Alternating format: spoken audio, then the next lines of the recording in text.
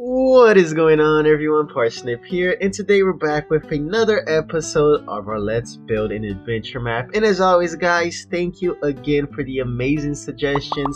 Make sure to keep them coming. If you have anything you'd like to see me make, or just something that you think would be cool in general, leave them in the comment section below. And if I do like it, I'll be sure to put it on the next video. So let's go ahead and start talking about this episode. So today we're gonna go ahead and make a biome. However, this biome is gonna be pretty much the biome that already exists in Terraria, but my take on it, it's actually gonna be the Crimson. Now this world is actually a corruption world, so I did want a way for you guys to be able to have the Crimson on this world. So why not make a huge sphere above ground filled with pretty much everything you find and encounter on the Crimson biome. Here I'm gonna go ahead and hide 2 chests. Now I won't tell you exactly what's in them. However, you will be able to spawn the Brain of Cthulhu if you find one of these chests. So keep that in mind, as well as a couple of other things. Now I did say this is a sphere, however it's only half a sphere. The above section of it is completely open.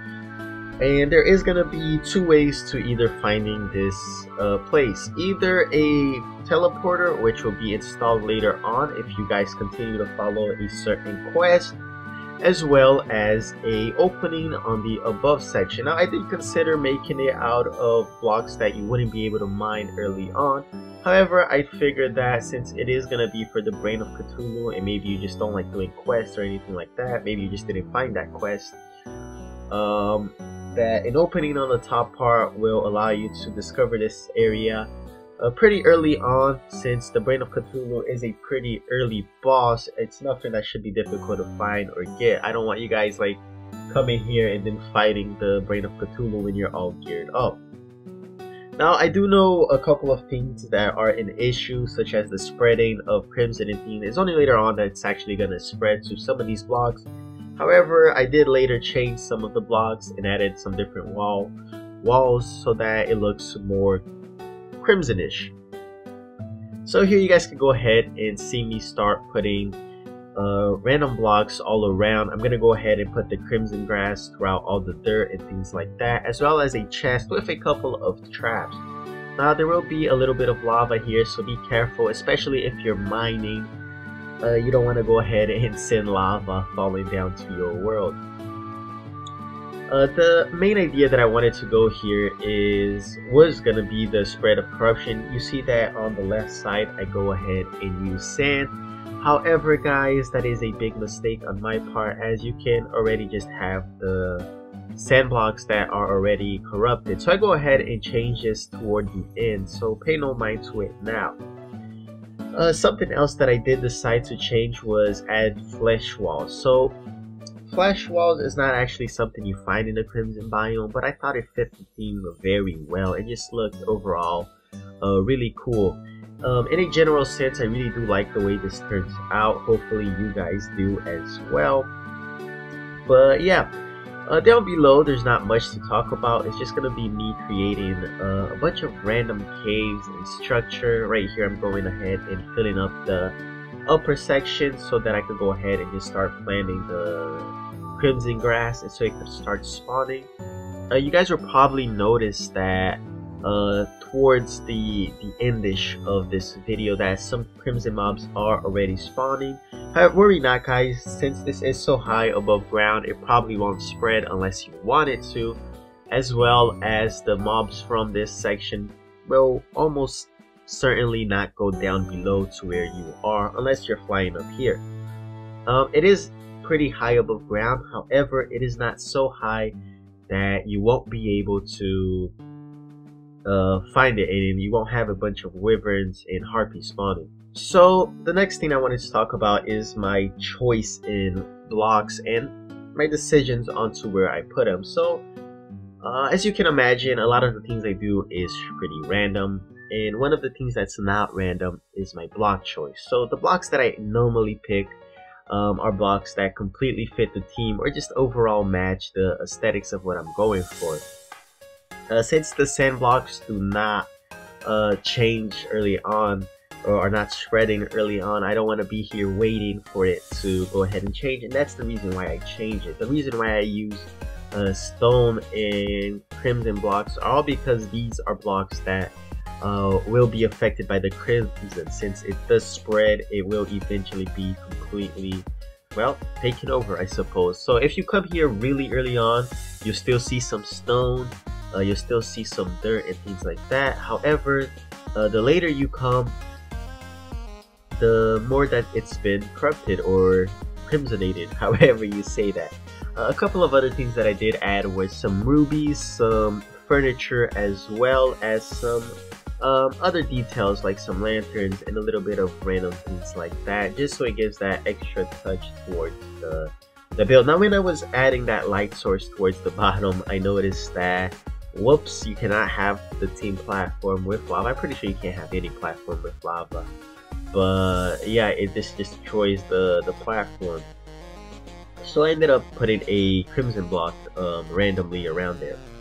The glass, I go ahead and eventually I decide that I want to paint it red, and that's exactly what I do. It looks a lot better since it's not bluish, it is reddish. Again, I was gonna put something that's hard to mine here, that you would need a certain amount of pickaxe power. However, I decided to go against that. I figured, hey, if you want to come here early, you can go ahead and come early. Now this is what I was talking about before, guys. I go ahead and just mine out all of that sand and go ahead and just substitute it with pretty much the corrupted sand block, as well as a little bit of a mix, since I figured that looks a lot better. I also made this another entrance towards the cave, so you can see here that this is indeed a way to go in and a means of exploring the cave. Now some sections of this place, guys, you will have to mine. It's not just completely open. You can't just explore everything by finding the entrance. You'll still have to mine a little bit, and you'll probably notice that just by looking at how this is. So you'll probably also notice here is where I go ahead and just start putting the flesh blocks. I style it around. I figured, wow, this looks really cool. It fits the theme. Looks a little bit more creepy than some of the blocks you see in the crimson biome. Since it is a wall of flesh, you guys can just imagine, like, if you were to see a wall of flesh in real life, how creepy and perturbing that would actually be.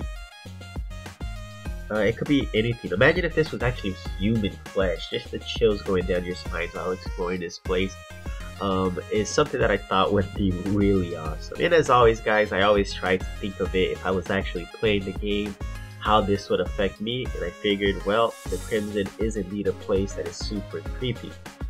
Next up, I go ahead and decide that I should probably add a structure above ground, and that is exactly what I do here. I go ahead and use the flesh walls as well as the crimson blocks to go ahead and make some sort of weird and abandoned temple. Maybe somebody worshipped something here way in the past.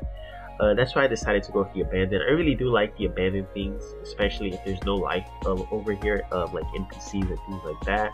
So that's what you guys see me doing right here. I go ahead and just make it all broken, though. However, you can still see the structure and still see that it looks like it would have been something important. Maybe somebody worshipped something here or something along those lines. Next up, I go ahead and decide that I do want to make it looked like it had something inside, that it's not completely empty, and that's why you guys go ahead and see me add that banner, that glass bottle, that light source, and things like that. Next up, I go ahead and add just another little section of a building that looks abandoned, just to give that final touch towards the build. It doesn't actually mean anything, this last piece here, but it does look nice. And lastly, I go ahead and add some ruby and just some finishing details, fix some walls and things like that, that I really thought I enjoyed. So coming up here, you'll find a chest, some rubies, and some furnitures and things that look overall nice.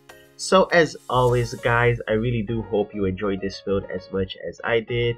Each episode we're going ahead and progressing the videos, the map in general is just coming up and looking a lot better. So hopefully you guys have been enjoying this, and as always, guys, thank you all for watching, and I'll catch you all next time.